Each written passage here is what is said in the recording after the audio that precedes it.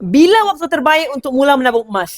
Bagus soalan ni. Pertama, waktu kita masih bayi. Pada zaman kita kecil dulu, harga emas per gram hanyalah sekitar RM30. Allah, murahnya.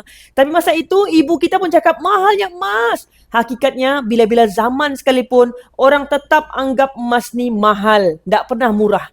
Kedua, masa kita dapat gaji pertama. Kalau masa kecil, kita belum ada simpanan, itu bukan salah kita. Tapi, bila kita sudah bekerja dan masih belum mula menabung, itu memang tanggungjawab kita masing-masing. Kenapa saya jadikan emas sebagai salah satu bentuk simpanan? Sebab duit kertas ni ada risikonya tersendiri dan menakutkan. Contohnya, kalau nilai duit jatuh, macam krisis 1997 dulu, 50% jatuh, ataupun pada tahun 2015, 30% jatuh, saya tak risau. Dengan emas, nilai simpanan saya kekal stabil. Sebab apa? Emas ni, dia mengekalkan kuasa beli, tak terjejas oleh kejatuhan wang ringgit. Kalau anda memulakan simpanan emas rendah RM100 dan tiada komitmen bulanan, isi guru di bawah, saya bantu anda untuk adakan fizikal emas macam ni.